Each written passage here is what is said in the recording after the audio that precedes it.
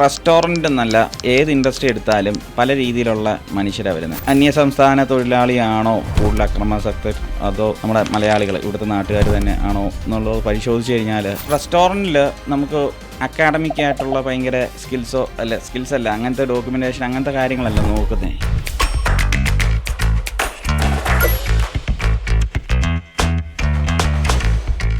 Welcome to another episode of flavour files.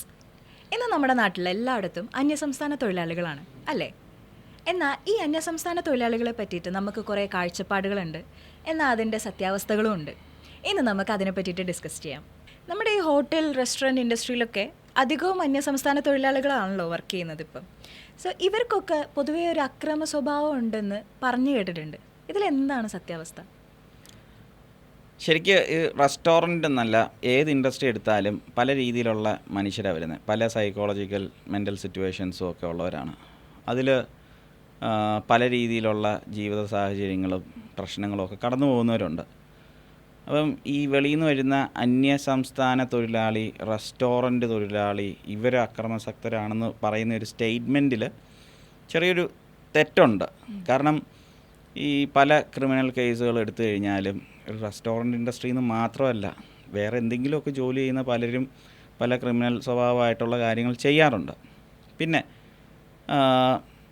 അന്യസംസ്ഥാന തൊഴിലാളിയാണോ കൂടുതൽ അക്രമാസക്തർ, അതോ നമ്മുടെ മലയാളികൾ ഇവിടുത്തെ നാട്ടുകാർ തന്നെ ആണോ എന്നുള്ളത് പരിശോധിച്ച് കഴിഞ്ഞാൽ ഈയിടെ നടന്നൊരു 2 കൊലപാതകങ്ങൾ, റെസ്റ്റോറൻറ്റ് ഓണറിനെ കൊന്ന കൊലപാതകങ്ങൾ എടുക്കുകയാണെങ്കിൽ മലയാളികളായ തൊഴിലാളികളാണ് അവരെ ആക്രമിച്ചതും ഈ കൊലപ്പെടുത്തിയതുമൊക്കെ.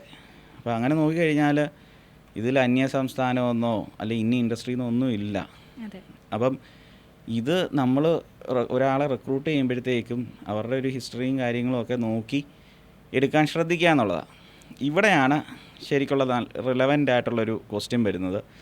റെസ്റ്റോറൻറ്റ് ഇൻഡസ്ട്രിയിൽ ഇവരുടെ പ്രീവിയസ് ഹിസ്റ്ററി ചെക്ക് ചെയ്ത് എടുക്കാനുള്ള സാഹചര്യം ഉണ്ടോ എന്നുള്ളതാണ്.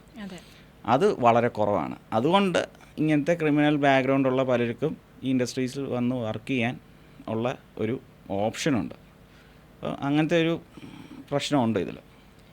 ഇതുപോലെ തന്നെ നമ്മൾ ഈ ഒരു ഇൻഡസ്ട്രിയിലേക്ക് നമ്മൾ ആളുകളെ എടുക്കുമ്പോൾ നമ്മൾ സ്കിൽ സെറ്റോ അല്ലെങ്കിൽ അവരുടെ എഡ്യൂക്കേഷനോ നമ്മൾ നോക്കാറില്ല. അപ്പോൾ അതും ഇതിനൊരു പ്രശ്നമായി മാറുന്നില്ലേ? ചെറിയൊരു ഇഷ്യൂ അല്ലേ അത്?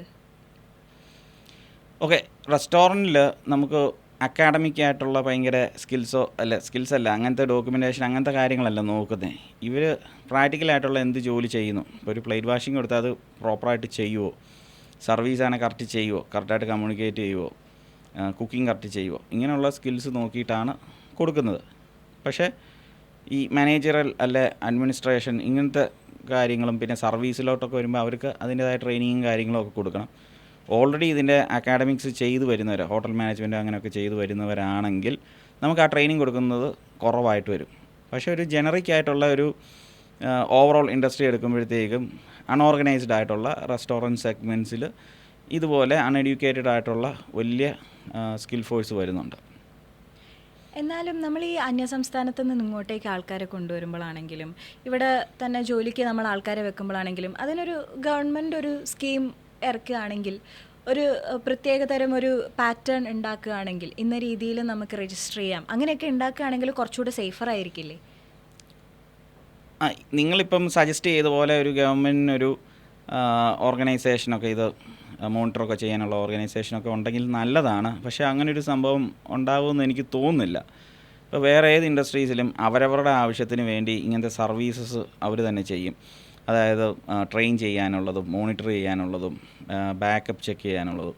അപ്പോൾ അങ്ങനത്തെ ബിസിനസ് സർവീസസ് വേണമെങ്കിൽ പ്രൈവറ്റായിട്ടുള്ള പലർക്കും അതൊരു പുതിയൊരു ബിസിനസ്സായിട്ട് തന്നെ തുടങ്ങി ഇവരുടെ ഡാറ്റാബേസ് കീപ്പ് ചെയ്യാനും അതിലുള്ള ബാക്ക്ഗ്രൗണ്ട് ചെക്ക് ചെയ്യാനും വേറൊരിടത്ത് റിക്രൂട്ട് ചെയ്യുമ്പോഴത്തേക്കും ഇവരുടെ ഈ ഡീറ്റെയിൽസ് ഡാറ്റ ഷെയർ ചെയ്യാനും ഒക്കെ സാധിക്കുന്നതാണ്. അങ്ങനൊരു ഗവൺമെൻറ് തന്നെ വേണമെന്നില്ല, വേറൊരു ബിസിനസ്സായിട്ട് തന്നെ എന്താ പറയുന്നത്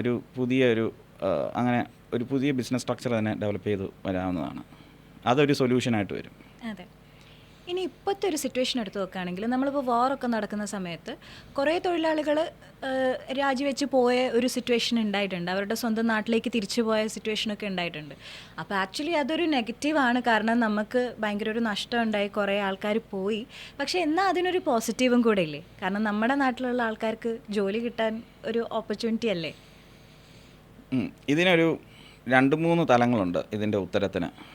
ഒന്ന്, ഈ ചില ഫോർവേഡഡ് മെസ്സേജസ്, അതിൽ ഉണ്ടാകുന്ന പാനിക്കും അതിൻ്റെ റെസ്പോൺസുമാണ് ഈ മൈഗ്രേഷന്.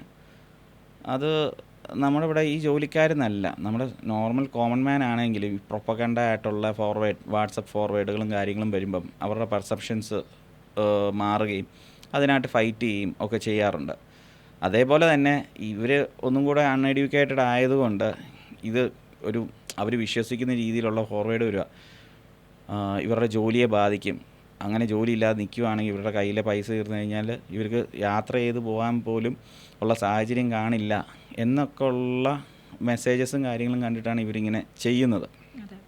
അപ്പം ഇതിനൊരു സൊല്യൂഷൻ ഉണ്ടോയെന്ന് ചോദിച്ചു കഴിഞ്ഞാൽ ഇതിനൊരു സൊല്യൂഷൻ ഇല്ലെന്നുള്ളതാണ്. കാരണം ഇവരെ എഡ്യൂക്കേറ്റ് ചെയ്തെടുക്കുകയോ അങ്ങനത്തെ ഒന്നും കാര്യങ്ങൾ ഇമ്മീഡിയറ്റ്ലി നടക്കുന്ന കാര്യമല്ല.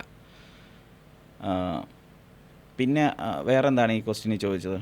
അതായത് നമ്മുടെ നാട്ടിലുള്ളവർക്ക് ഇനിയും ജോലി സാധ്യതകൾ കൂടി അതിനെക്കുറിച്ച് പറയുകയാണെങ്കിൽ നമ്മുടെ നാട്ടിലുള്ളവരുടെ മെൻറ്റാലിറ്റി അനുസരിച്ചിരിക്കും.